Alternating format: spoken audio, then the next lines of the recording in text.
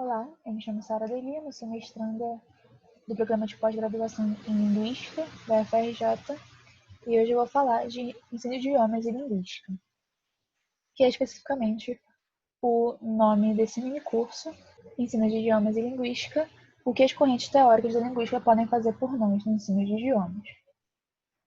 E esse mini-curso é dividido em 3 partes: as correntes teóricas da linguística moderna, o que se tem feito nos materiais didáticos de ensino de idiomas. Então, como que eles estão sistematizando as línguas, como que as línguas estão sendo apresentadas. E, por último, conclusão, propostas e questões futuras a partir do que a gente viu nessas 2 primeiras partes do mini-curso. E aí, essa primeira parte de correntes teóricas também está dividida em 3 partes, que corresponde a 3 correntes teóricas importantíssimas na linguística moderna, que é o estruturalismo saussuriano, o gerativismo e a gramática cognitivo-funcional. O estruturalismo vai ver a língua a partir de 2 modos.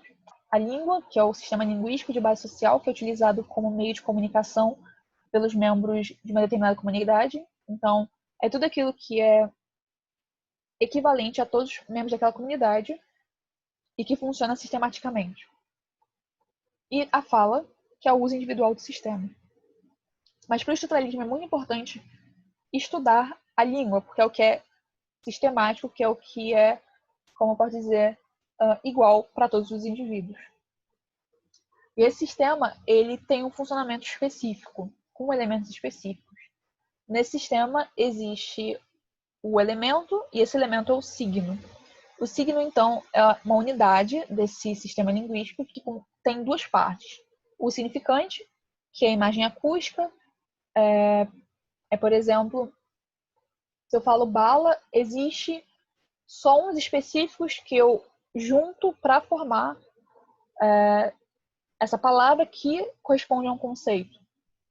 Ao mesmo tempo que, se alguém forma esse som específico, eu entendo como esse conceito, e se eu formo esse conceito, alguém entende.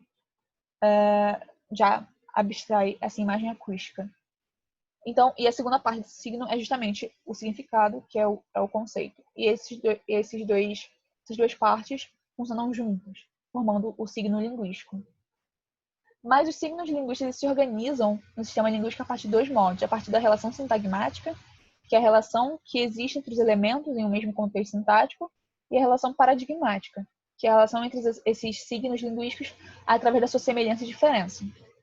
Um exemplo, nessa sentença, eu compraria um carro, em que você pode ver o nível fonológico, o nível morfológico e no nível sintático. E nesses níveis você está indicando a relação sintagmática entre elementos dentro desse nível. Então, por exemplo, eu estou vendo a relação entre elementos fonéticos. Já no nível morfológico, eu estou vendo a relação entre elementos morfológicos, então desinências, e sufixos e prefixos. Já no nível sintático, eu vejo a relação entre elementos na sintaxe, então entre um elemento que está no sujeito, como um pronome, um verbo e um nome, por exemplo. Isso é uma relação sintagmática. Já na relação paradigmática, eu tenho comprar, vender, alugar. Então, quando eu falo eu compraria um carro, alguém poderia dizer: ah, mas por quanto te venderam? Ou, mas você comprou um carro, por que você não alugou um? Não seria melhor? Ao mesmo tempo que alguém poderia falar: comprar um carro? Ah, eu preferia ter comprado uma moto. Ou, eu não tenho dinheiro para comprar um carro, então vou comprar uma bicicleta. Ao mesmo tempo que eu posso falar, contrapor com: eu compraria um carro, mas você, eu já não sei, você prefere motos. Ou a gente decidiu comprar um carro. São esses elementos que possuem uma relação, possuem uma semelhança, mas também uma diferença, em algum grau, com esses elementos apresentados nesse contexto sintático. Então, isso é a relação paradigmática, são a relação entre os elementos, entre os signos linguísticos, a partir das suas semelhanças e diferenças. Agora, no gerativismo, ele também vai dividir como ele vê a língua a partir do que ele chama de competência e desempenho. sendo a competência a capacidade inata e adquirida que o falante possui de produzir e compreender sentenças em uma língua. Inata e adquirida porque uma parte é inata e uma parte é adquirida. Então, por exemplo, palavras de uma determinada língua são adquiridas, elas não são inatas, elas já não vêm com a gente biologicamente, mas para o diretivismo, algumas regras da língua já são inatas, algumas capacidades já são inatas. Então, essa competência justamente estaria nessa capacidade do que é inato e do que é adquirido. E também é possível de ser vista a partir de desempenho, que é o uso concreto dessa capacidade, mas que pode sofrer influências extralinguísticas, como a memória, as emoções, e por aí vai. Mas para o diretivismo é importante ver a competência, verificar o que é essa capacidade inata e adquirida que o falante possui na hora de compreender e produzir estruturas. Para ele, essa capacidade ela corresponde ao que eles chamam de gramática universal, que divide a língua em duas partes, o léxico e a sintaxe ou regras. O léxico corresponde aos itens lexicais de uma língua e as regras correspondem às regras de funcionamento das estruturas da linguagem. Mas essas regras têm algumas questões específicas. Essas regras também se dividem em duas partes, que são os princípios. Os princípios são as propriedades gramaticais presentes em todas as línguas, que são universais, como se chama a gramática universal. E os parâmetros são propriedades gramaticais, mas que indicam a variação em uma língua. Então, por exemplo, algumas línguas obrigatoriamente precisam preencher o sujeito, como o inglês, como o francês. Outras línguas não, como o português e o italiano. Que você pode falar, eu compraria um carro, que o sujeito está preenchido, ou compraria um carro, em que o sujeito não está preenchido. Então, existiria um parâmetro que é, ok, as línguas precisam ter sujeito, as línguas têm sujeito, mas você pode escolher entre obrigatoriamente ter sujeito ou o sujeito ser opcional. Não é exatamente opcional, mas o sujeito estar preenchido ou não, a depender da sua necessidade comunicativa. Isso é um parâmetro. Existe algo de universal, mas existe uma variação dentro dessa universalidade. Para entender melhor isso, pegamos essa sentença, Carlos viu ele, em que a gente já entende que quando a gente fala Carlos viu ele, o ele não pode ser Carlos, assim como Carlos não pode ser ele. Se a gente quer dizer que Carlos viu a mesma pessoa que Carlos, a gente precisa dizer que Carlos se viu ou Carlos viu a si mesmo. Ele precisa ser uma outra pessoa, não pode ser o mesmo referente que Carlos. E aí este é um princípio que é de todas as línguas, que é um pronome deve ser livre dentro da sua categoria de regência. Mas um parâmetro que tem nessa frase é, por exemplo, a ordenação. No português brasileiro, a gente tem uma ordenação prototípica, que é sujeito, verbo, objeto. Existem outras possibilidades, mas prototipicamente o que a gente tem é sujeito, verbo, objeto. Já na gramática cognitivo-funcional, nós temos a língua sendo vista a partir de todos os seus aspectos linguísticos, a fonética, a morfologia, a sintaxe, a semântica, a pragmática e o discurso. A partir de um sistema interrelacionado de elementos. Esse sistema é justamente o que está ali no meio, esse conhecimento linguístico. Então, ele é definido pela gramática cognitivo-funcional como um sistema interrelacionado, impactado pelo uso e pela cognição. Justamente essa relação entre biologia e social, em que o uso impacta o conhecimento linguístico e o conhecimento linguístico impacta o uso. E o que a cognição está impactando aí é justamente essas habilidades cognitivas gerais. As habilidades de domínio não linguístico, isso é, as habilidades cognitivas que não correspondem à faculdade, ao conhecimento linguístico, também vão atuar no conhecimento linguístico, então também vão atuar nesse sistema interrelacionado. E o uso, o discurso, vai impactar o conhecimento linguístico.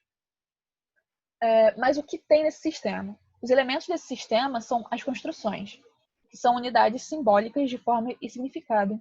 Normalmente, isso é dito na literatura como uma moeda, em que tem de um lado a forma e de um lado o significado, mas ainda assim no mesmo elemento. Mas, na verdade, funciona muito mais como um dado, em que a gente tem, no mesmo elemento, um aspecto fonético, morfológico, sintático, semântico, pragmático e discursivo. formando uma coisa só que é chamada de construção. Para entender como que isso funciona, tem esse exemplo. Meu irmão percebeu que ninguém estava interessado. Em que a gente tem um nível fonético, como está essa transcrição aqui, que é uma possibilidade de transcrição, obviamente. Nível morfológico, eu posso ver o verbo, os adjetivos, os nomes e suas desinências verbais e nominais. Posso ver a sintaxe, como sujeito mais verbo mais um sintagma oracional introduzido por quê. Posso ver sua semântica, especificamente essa construção tem uma semântica de crítica e anúncio, crítica e ou anúncio. E posso ver a sua pragmática, que é um ato ilocucionário indicando crítica e ou anúncio. Obviamente, como o cognitivo funcional leva em consideração o uso, ele leva em consideração também o contexto. Então, dependendo do contexto, essa construção pode ter uma semântica, uma pragmática, uma sintaxe um pouco diferente. Mas levando como base um contexto, o que a gente pode chamar de o mais neutro possível, seria essencialmente isso, em que a gente está levando em consideração todos esses aspectos linguísticos quando a gente está falando de construção a partir da perspectiva da gramática cognitivo-funcional. Então, a gente tem todas essas correntes teóricas e o que elas estão focando. Obviamente, antes de falar no que elas estão focando, em quais aspectos linguísticos elas estão focando, é importante ter em mente que o que está tratando aqui como foco dessa corrente teórica não quer dizer que ela não possa trabalhar o que não é foco dela. Ela pode muito bem trabalhar, ela pode muito bem explicar, mas não é o foco dela, não é normalmente o que é trabalhado quando a gente pega a literatura dessa corrente teórica. O estruturalismo tem como foco o fonético-fonológico, como a gente viu na imagem acústica, o morfológico, nas relações sintagmáticas, e o sintático também nas relações sintagmáticas, o semântico nas relações paradigmáticas e no significado, no conceito. O gerativismo vai ter como foco a morfologia e a sintaxe, e de novo, lembrando, esses são o foco do gerativismo. Não quer dizer que ele não possa trabalhar a fonologia ou a semântica, por exemplo. E o cognitivo funcional tem como foco a morfologia, a sintaxe, a semântica e a pragmática. Mas, de novo, não quer dizer que ela não possa trabalhar fonético-fonológico, mas tem como foco primordial, é o que tem mais aparecido na literatura desde o início da gramática cognitivo-funcional, que é a morfologia, a sintaxe, a semântica e a pragmática. Então, a partir de agora, a gente vai ver os materiais didáticos, e é importante a gente ter em mente justamente isso, que é se esses aspectos linguísticos aqui estão sendo apresentados, quando os materiais didáticos estão trabalhando língua, e como eles estão sendo apresentados. E se estão sendo apresentados, se essa presença e esse como estão sendo apresentados, corresponde a uma dessas três linhas teóricas. Então, os materiais didáticos que a gente vai trabalhar aqui vai ser esses três, o Dialogue A1, que é o material russo, específico para aprendizes de russo que são falantes do português como língua materna. O novo Contatto B2, que é de italiano, é um material didático para ensinar italiano para estrangeiros, no geral, não específico para falantes de um idioma. E o Speak Out, que é um material de inglês para ensino de estrangeiros, sem especificar um falante específico. Uma primeira coisa que a gente precisa ver quando a gente trabalha com esses materiais é se eles estão propondo uma corrente teórica e linguística. Porque antes de ver como eles estão trabalhando dentro do material, a gente precisa saber se eles já se predispõem a trabalhar uma dessas correntes. Então, eu olhei os três materiais e nenhum deles diz especificamente qual corrente teórica eles usam ou se eles usam uma corrente teórica específica. Em específico, o material didático de russo diz quais aspectos de linguística ele vai utilizar, ele vai trabalhar. E aí ele diz que vai trabalhar a morfossintaxe, em específico, o que já nos indica um caminho, mas que não se prende a nenhuma corrente teórica. Então, a primeira pergunta que a gente tem é: qual corrente teórica da linguística esses três materiais utilizam, a gente não sabe. A gente não tem essa resposta, por enquanto. Então, começando pelo material russo, eu peguei uma parte em que ele tenta explicar um aspecto linguístico da língua russa. E eu tentei pegar para todos os três materiais, na verdade, eu tentei pegar um aspecto da língua que não fosse apresentado no início do livro, que já fosse apresentado mais para o final, principalmente nesse material russo, para que não se tenha a sensação que um aspecto linguístico não foi apresentado justamente porque o aluno ele não tinha muito conhecimento da língua ainda. Então, ele já tinha alguma bagagem, tinha algum conhecimento cultural e linguístico daquela língua para chegar nesse nível. Especificamente, por mais que seja nível A1, esse material é apresentado em capítulos já quase no final do livro, no meio para o final. E esse material fala especificamente do tempo passado em verbos de movimento perfectivos. A língua russa ela divide os verbos em perfectivos e imperfectivos. E isso é muito importante no aprendizado do aluno de língua russa. E como a gente vê aqui, o que a gente tem é uma sistematização desses verbos. A gente tem como que se conjuga esses verbos no passado, tem um modelo de base e tem um modelo a ser preenchido pelo aluno.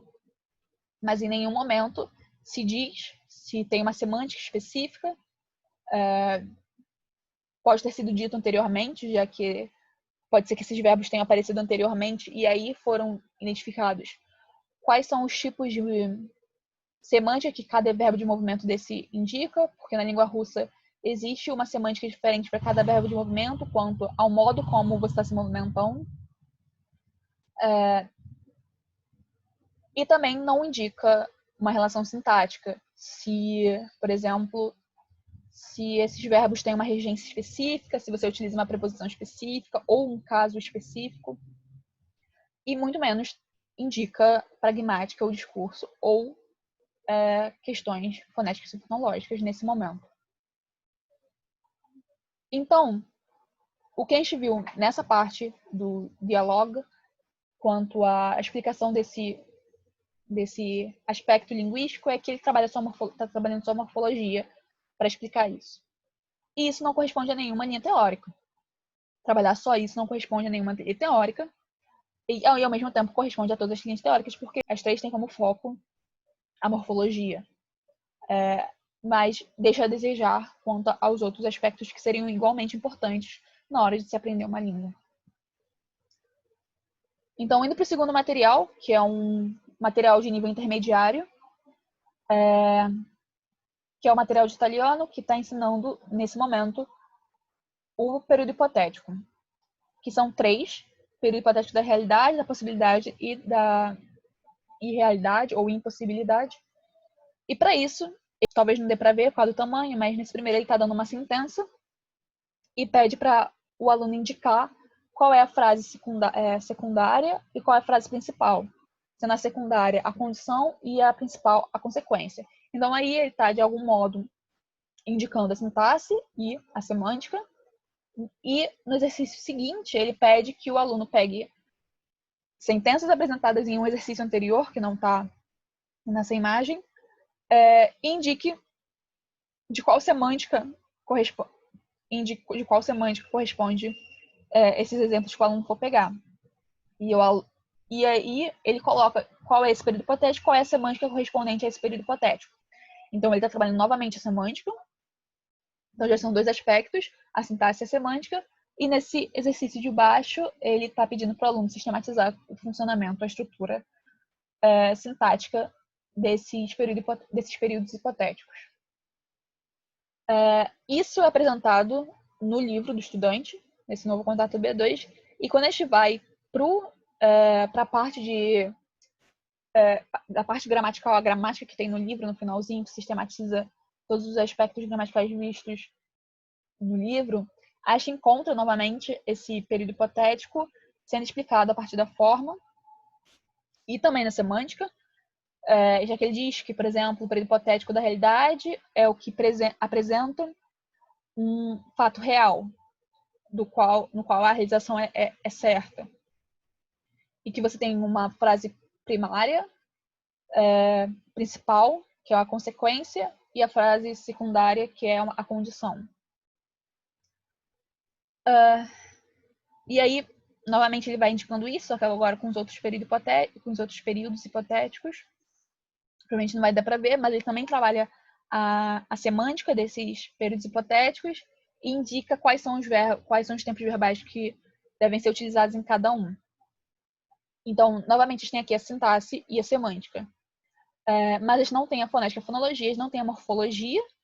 A gente poderia dizer que tem a morfologia por causa de qual tempo verbal utilizado, mas ele não fala exatamente de desinências nem nada do tipo.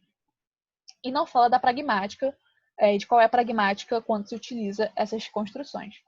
E isso não se prende a nenhuma das três correntes teóricas. O máximo que se poderia dizer é que se aproxima do estruturalismo e do cognitivo funcional, mas deixa de desejar nos outros aspectos linguísticos. Já no terceiro material didático de inglês, a gente escolheu esse, que é de um nível avançado, que está trabalhando estruturas comparativas. Esse é um tópico em específico que é já visto em níveis anteriores. Quando o aluno chega nesse nível, ele já tem conhecimento dessa estrutura. Então, uma coisa que a gente está levando em consideração quanto a isso é que o aluno já viu a sintaxe, pelo menos. Então, tem que ver o que ele está trazendo de novo nessa gramática, nessa estrutura, nessa sistematização do livro. E aí, o primeiro movimento que ele faz é pedir para o aluno identificar qual é a semântica apresentada pelas estruturas comparativas das frases abaixo. E ele está pedindo especificamente quanto a duas semânticas, a semântica de diferença pequena ou de diferença grande. Se ele diz como minha vida agora é muito melhor do que foi, do que era quando eu era famoso, indica uma diferença maior quanto se eu falo, por exemplo, minha vida é tão boa quanto era quando eu era famoso, que indica nenhuma diferença, ou uma diferença pequena. Então, nesse primeiro momento, ele está trabalhando a semântica dessas questões. E nos momentos seguintes, ele continua fazendo esse movimento, mas dessa vez pedindo para o aluno colocar determinados elementos, determinados itens lexicais nessas estruturas para ver a diferença semântica. Mas no final, ele apresenta uma outra estrutura comparativa, outras estruturas comparativas, e pede para ligar com uma regra, com duas regras, na verdade. E nessas regras apresentam aspectos semânticos e aspectos sintáticos. Então, novamente, a gente tem dois elementos, que é a sintaxe e a semântica, sendo trabalhadas nesse material didático. E aí, quando a gente vai para a sistematização da gramática no final do livro, o que a gente tem logo no início, o livro sistematizando quais itens lexicais podem apresentar nessas estruturas comparativas e quais deles geralmente indicam uma maior diferença, uma menor diferença e qual o grau de formalidade de cada uma. E abaixo coloca estruturas sintáticas, diz quais itens lexicais da estrutura comparativa aparecem com o que e como elas aparecem nas sentenças. Então, a partir disso, a gente está vendo novamente semântica e função, porque indica função social, se é algo mais formal, se é algo mais neutro, é algo mais informal, e a sintaxe. Então, novamente, sintático e semântico, que não se prende a nenhuma corrente teórica da linguística, mas que se aproxima ao estruturalismo e cognitivismo, mas não trabalha as outras temáticas. E isso, antes de passar para a conclusão, isso nos indica algumas questões. Alguém poderia questionar, por exemplo, mas alguns aspectos são trabalhados mais em um momento do que em outro. Então, por exemplo, talvez nos livros por exemplo, no livro de inglês, nas questões de na questão de estrutura comparativa, não é tão interessante ver a questão fonética, porque isso é algo mais inicial, que foi trabalhando anteriormente. Ou talvez não seja tão interessante trabalhar questões morfológicas, que também já foi visto anteriormente. No lugar que no livro de russo não é tão interessante ver questões pragmáticas, porque o aluno ele ainda não tem essa percepção tão apurada. E realmente, algumas questões dessas podem ser muito bem colocadas, porque existem diversas questões, principalmente de cronograma de curso, cronograma do material didático, cronograma do conhecimento linguístico e cronograma do aluno, para olhar todos esses aspectos linguísticos, mas é muito interessante que dos 3 materiais didáticos, os 3 primeiro se focam em morfossintaxe, ou em sintaxe, 2 trabalham em semântica, e nenhum deles está apresentando a fonética das estruturas que estão apresentando, ou a pragmática dessas estruturas apresentadas. Na verdade, se a gente pega materiais didáticos no geral, pouco a gente vê pragmática. Então, o que eles concluem com base nisso? Os aspectos linguísticos presentes nesses materiais são morfologia, sintaxe e semântica, enquanto a fonética e a pragmática ficaram de lado. E a corrente linguística que eles estão utilizando é nenhuma, porque o que eles estão apresentando é de forma completamente arbitrária, de acordo com o que eles acreditam que os falantes vão ter dificuldade. Específico, o material de russo, que focou em dificuldade de falantes do português, mas os outros são feitos para o mundo todo, para uma diversidade muito grande de falantes. Então, teoricamente, teria que abarcar todas as possibilidades de aspectos linguísticos. Não deveria abarcar questões fonológicas, fonéticas, morfológicas, sintáticas, semânticas e pragmáticas e discursivas, mas que não apresentam. E outra questão que a gente pode trazer com tudo isso é, por exemplo, se a gente vê a partir de um ponto de vista da gramática cognitivo-funcional, a gente precisa trabalhar todos os aspectos linguísticos quando a gente está trabalhando isso, quando a gente está trabalhando com língua. Se a gente trabalha com a gerativa, a gente tem que dar um foco maior para a sintaxe e para a morfologia, mas nada nos impede de trabalhar a semântica, tanto existe a semântica na gerativa, não é uma coisa inexistente. E a fonética e fonologia e o estruturalismo, a mesma coisa. Então, uma questão é, por que se tem trabalhado apenas 3 aspectos de 5? Será que isso não causa uma deficiência no aprendizado do aluno? Será que ele não tem uma deficiência fonética e pragmática? E quais são esses aspectos linguísticos que estão sendo trabalhados e quando estão sendo trabalhados em quais estruturas linguísticas? E o que as pode trazer de novo com essas correntes teóricas? Então, por exemplo, a gente voltando para os materiais didáticos, por exemplo, o que quer dizer quando um material didático está trabalhando apenas as desinências que tem no tempo passado? O russo ele tem verbos que são perfectivos e imperfectivos, o que não é claro para falantes do português, que é justamente o objetivo, o público-alvo desse material didático. Então, o que é o passado de um verbo perfectivo, que é o tópico desse material? Isso não está sendo trabalhado nesse momento. Isso vai depender do professor explicitar isso. Enquanto aqui é um material de nível B2, isso é o intermediário alto. Quais são as pragmáticas? Quais são, por exemplo, os atos de fala que existem a partir do uso dessa estrutura, do uso do período hipotético? Quais são outras formas semânticas que a gente vai adquirir com esses períodos hipotéticos? Quais são as dificuldades fonéticas e fonológicas que um aluno pode ter com essa estrutura?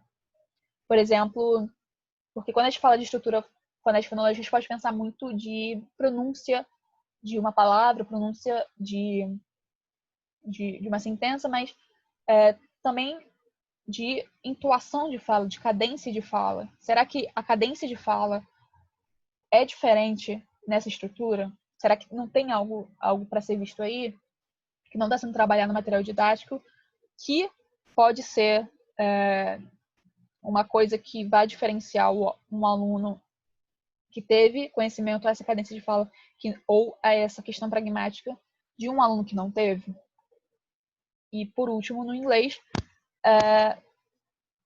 justamente essas questões pragmáticas também, essas questões de pronúncia que podem surgir, ou de cadência de fala que podem surgir, quanto à estrutura comparativa, morfológicas que podem surgir também nessas estruturas que o aluno ainda não tenha visto.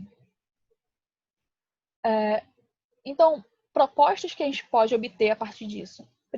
A primeira coisa é que qualquer professor precisa conhecer o material didático, saber quais aspectos linguísticos apresentam. Então, por exemplo, no primeiro ele está apresentando só a morfologia. Então, quais aspectos linguísticos outros que esse material didático está apresentando nesse momento ou nele como um todo? E qual abordagem didática o manual está apresentando? Por exemplo, o manual estruturalista, o manual que segue uma abordagem mais estruturalista, ele vai tender a não apresentar questões pragmáticas. Então, cabe ao professor apresentar isso. Se ele acredita que é necessário naquele momento, se ele não vai ver esse tópico gramatical em outro momento, com esse aspecto da pragmática. Uma abordagem mais comunicativa, ela tende a apresentar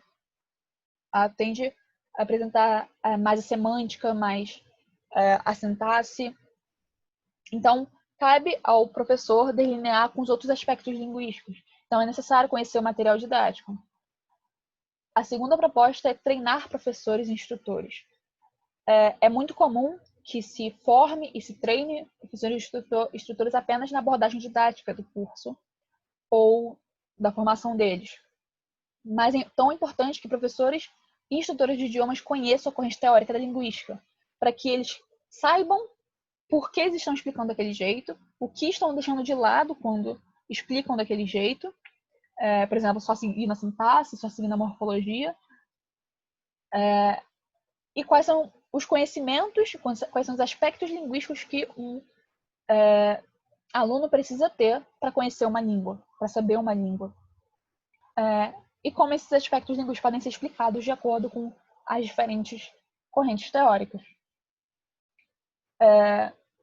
E a partir disso, conhecendo o material e treinando os professores, é fundamental complementar o que a gente vê nos manuais.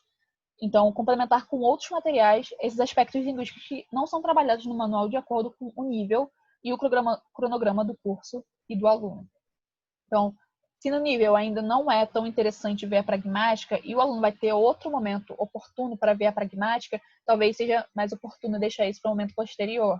Mas que esses aspectos linguísticos sejam parte do cronograma, não seja um momento separado, como não seja um momento que vai depender do aluno por si só.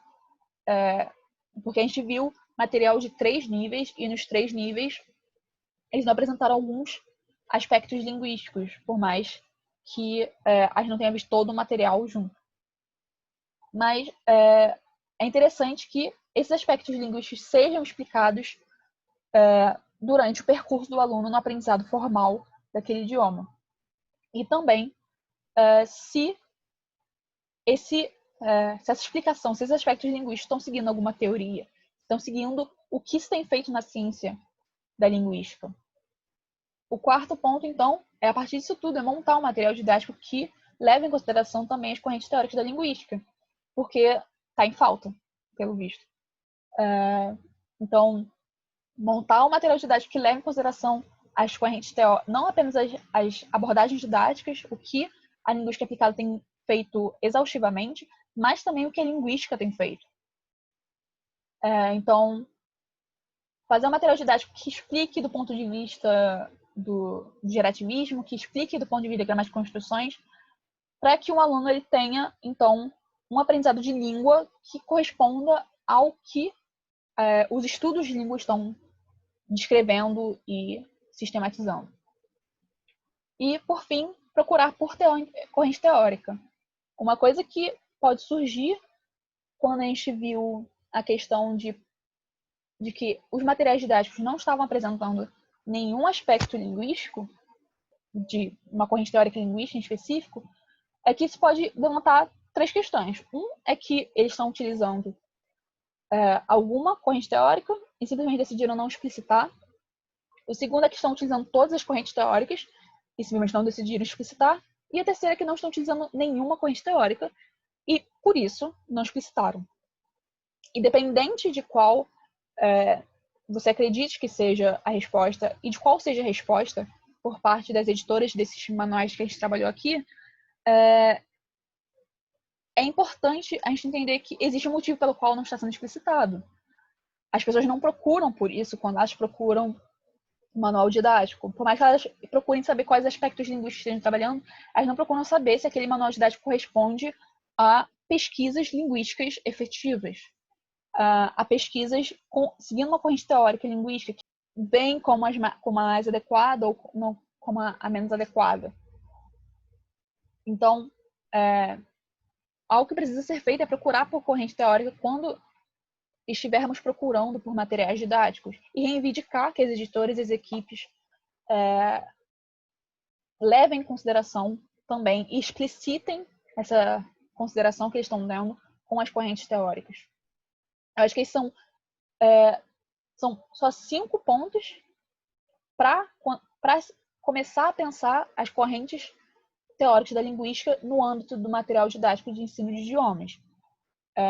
Porque muito se tem falado nesse material didático quanto a diversos aspectos, como a abordagem, a metodologia, a questão de representatividade e muitas outras que a linguística aplicada tem feito exaustivamente há anos, mas pouco a linguística tem feito para chegar nesses materiais didáticos.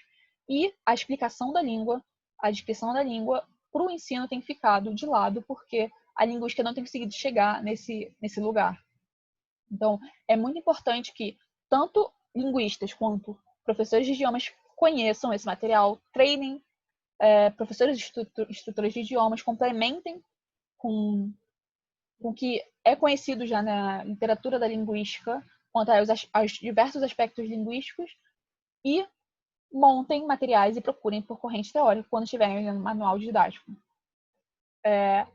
Porque não basta saber se aquele manual didático apresenta aquela estrutura linguística, se explica aquela estrutura linguística. É preciso saber como ele faz isso também e o que ele leva em consideração para explicar isso. Essas são as referências que eu utilizei durante o minicurso, tanto dos manuais quanto das referências teóricas utilizadas aqui. Essas são as instituições que me apoiam na pesquisa e me apoiam constantemente. Qualquer pergunta, qualquer dúvida, podem mandar para o meu e-mail. E é isso. Obrigada.